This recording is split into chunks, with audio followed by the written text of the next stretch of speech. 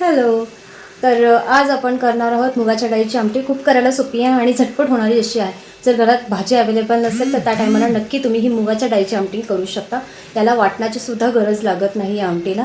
तर आपण आता सगळी तयारी इथे करून ठेवलेली आहे. तर आपण आता झटपट कृतीला स्टार्ट करूया. चला मग या. तर आता इथे आपण कढई घेतली आहे. कढईमध्ये तेल टाकायचं मस्तपैकी. त्यानंतर आता आपल्याला इथे जिरं मोहरी ॲड करायची आहे. तर सर्वात पहिले आता तेल चांगलं गरम झालं की मोहरी टाकायची. मोहरी झाल्यानंतर मोहरी चांगली तडतडू द्यायची. मग जिरं ॲड करायचं आपल्याला इथे. आणि इथे ना मी बाकीची बेसिक तयारी सर्व करून ठेवली आहे. बारीक चिरलेला कांदा, भरपूर ठेचलेला असा लसूण आणि त्यानंतर कढीपत्त्याची अशी पानं. कढीपत्त्याची पानं स्वच्छ धुवून ना मध्येच मी अशी हातानेच तोडलेली आहे. तुम्ही बघू शकता.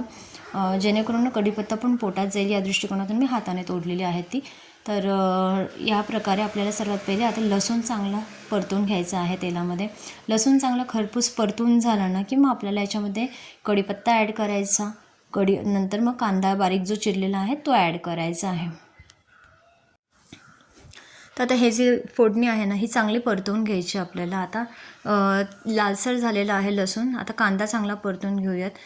1-2 ते 3 मिनटं चांगला कांदा मऊसर होईपर्यंत असा परतून घ्यायचा. कांदा परतत असताना थोडंसं मीठ ॲड करायचं. इथे ॲक्च्युली ना मी मीठ टाकायचं विसरली होती, कारण मी व्हिडिओ शूट पण करत होते, त्यामुळे मीठ टाकायचं राहून गेलं.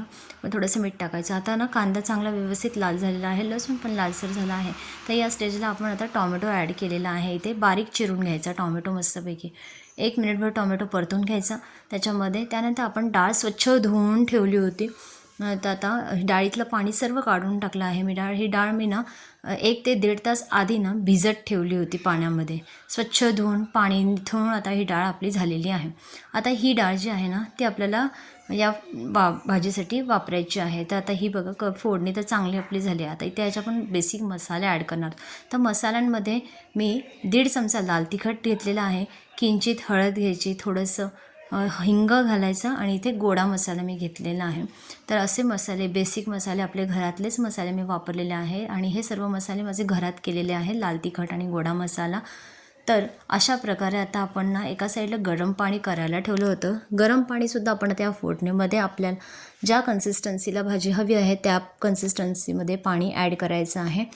तर आता इथे जर तुम्ही एकदम तुम्हाला कोरडी पाहिजे असेल तर इथे थोडंसंच पाणी ॲड करायचं. आणि जर तुम्हाला पातळ भाजी करायची असेल ना तर अशा प्रकारे मस्तपैकी पाण्याला पाणी टाकायचं आणि चांगली खळखळून उकळी येऊ द्यायची. तर आता उकळी आल्यानंतर आपण जी डाळ भिजत घातली होती, पाणी निथळून घेतलेली डाळ आपण याच्यामध्ये ॲड करणार आहोत ते सर्व प्रकारे.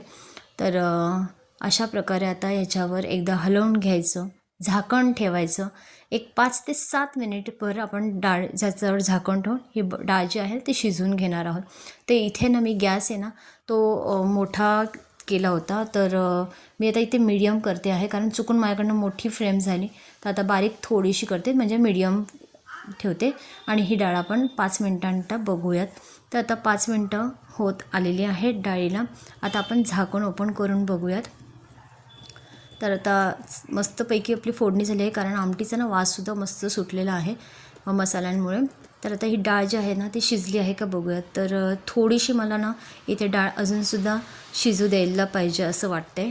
तर या स्टेजला ना काय करणार आहे, थोडंसं मीठ टाकायचं आपल्याला इथे चवीपुरतं याच्यामध्ये. कारण आपण ना जर तुम्ही कांद्यामध्ये परतताना मीठ टाकलं असेल तर इथे आपल्याला बरोबर चवीपुरतं मीठ ॲड करायचं.